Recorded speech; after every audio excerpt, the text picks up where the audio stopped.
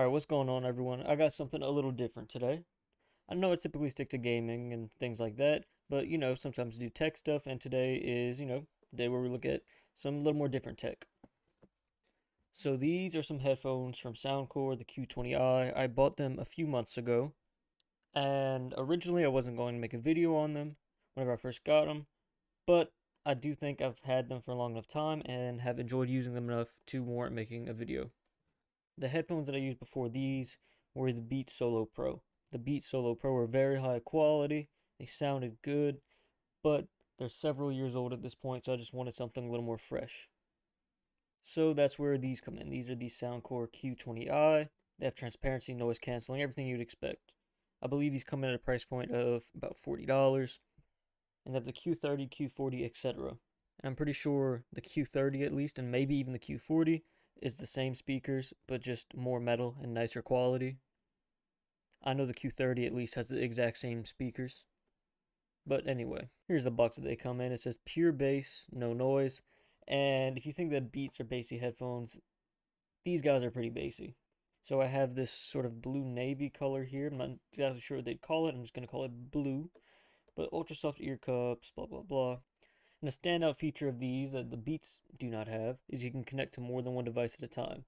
I first noticed this by accident because I had music playing on my phone, and then I went to my Steam Deck to start playing a game, and I had connected it to both at one point. It automatically switched to the Steam Deck, but still kept my music playing, which is honestly pretty cool. It says 40mm driver, high-res sound. Customizable EQ, the app isn't super useful. You can basically just turn bass boost on and off and stuff like that. Not a lot on the app. And the real standout thing here is battery life. They advertise 40 or 60 hours, depending on if you're using noise canceling or not. And I can confidently say that you're going to get that, if not more. I got these headphones maybe 3 months ago, maybe a little more than that. And I use them nearly every day. I use them quite a bit. And I've been running off of the same charge for that entire time, and I've just gotten them down to 30%. So they definitely do last a while on just one charge. And then, of course, headphones, aux cable, and the best thing, USB Type-C. A lot of cheaper headphones in this price point, even though they have noise canceling and such, they don't have USB Type-C. The Q20i's do. So there's really nothing in the box, not even a hard case, because this is one of their budget models. You get the headphones, a charging cable, and an aux cable. So we can put this off to the side now. And here are the Soundcore Q20i's themselves. Like I said, I bought these a few months ago. I originally was not going to make a video on them, but, finally I decided, why not? Compared to the Beats Solo Pros, these are over ear, so they cover your entire ear, as opposed to on ear. On ear simply just rests on your ear.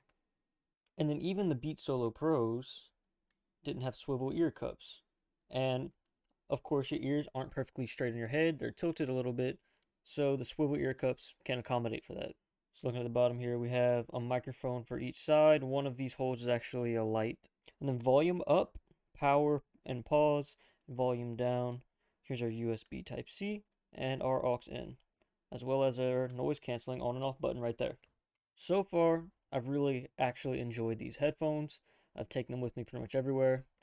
Really, the only thing is, if you don't opt for the Q30 or the Q40 model, and you get this model right here, the Q20i, you do not get a carrying case or anything like that. Construction is pretty much entirely plastic. On some of their higher end models, there's more metal, and on some of their highest models, I believe it's all metal. But these are all plastic. The only bit of metal on them is the adjustable sliders here. Personally, on my Beats, I always would change the sliders, but on these, they seem to fit on my head just fine, not adjusted. And then there's like this faux leather headband. I don't have any cuts or anything in it yet, but it does feel very soft and like it would tear easily. And it's not the same material as the ear cups. The ear cups feel even more soft, which is great for comfort, but it seems like they would rip very, very easily. And they definitely aren't magnetic ear cups or anything. They're kind of tucked in there, so it seems that you can replace them, but it wouldn't be as easy as something like the AirPod Maxes, where it's just pop it off and pop it back on. But of course, one of the things that Anker really proudly promotes with their products is how much bass they have. I would definitely not say the soundstage is super like accurate or refined necessarily, but it sounds good for just, general music listening, and especially like rap and hip hop where there's a lot of bass and low end. I wouldn't say that they sound bad or like muddy or anything, but the EQ definitely has a lot more bass. So that's where the app comes in. There's really no reason to use the app aside from changing the sound profile and sound settings. And in my experience, Anker headphones are some of the best sounding headphones and earbuds at the lower price range. They do have, higher price models, closer to $200, but their budget models are some of the, best price performance ones. But on the app, you have noise cancellation, normal, transparency mode, which you can do all with the button on this right ear cup. It shows your battery, which isn't super accurate. It's just kind of the bar there. Right now I'm actually at about 30%, which you can see from the sort of Apple sound tray right here, about 40% actually. The main reason that you'd use the app is for the sound profile. So all we have right here is bass boost and custom. So at first glance, it looks like the only options are bass boost and custom. So for people who aren't very experienced with custom sound profiles, they'll probably look at this and not know what's happening. But in reality, it is sort of set up weird because if you tap on bass boost, it brings up their other profiles and it shows you the actual sound wave. So the bass boost one is flat for the most part, with the bass being up. So they didn't lower anything else. It does sound pretty clean still. There's bass reducer, which is pretty obvious. Acoustic, podcast, which just brings in lots of voices and lowers everything else. Dance, electronic, hip hop. And R&B is probably how a lot of people like to listen to their music. More highs, more bass, a little less vocals and instruments. Small speaker, treble booster, etc. So lots of pre-made options. And they even have this profile called Soundcore Signature, which is supposed to be the flattest, cleanest sound. But you can go with bass boost or anything else if you just want a more fun sound profile. So overall, if you're looking for a cheap pair of headphones, the Q20i's have been my favorite pair so far, even more than my $300 Beats that I had.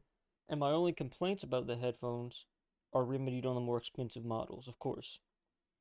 So, since it's all plastic, it does pick up scratches very easily, and it does not come with a case. This shiny plastic picks up scratches pretty easily. What I am glad for is that the top part of the headband is not plastic. It's sort of fake leather, so that won't pick up scratches, and that's a pretty large portion. And then as soon as you start looking at the actual plastic again, you can see all the scratches and stuff. So, of course, if it was made out of metal or whatever, this wouldn't be that big of a deal, but that's why they have higher end models. This is sort of entry level. And the last main complaint is on the Beats. You press up on the ear cup for more volume, down for less volume, and then the center is pause, play, next song, whatever, which is super intuitive because it's up, down in the middle of the actual ear cup. On these, volume up is towards the back of your head, volume down is towards the front of your head, pause, play, and power is in the middle, and the noise canceling button is on the front.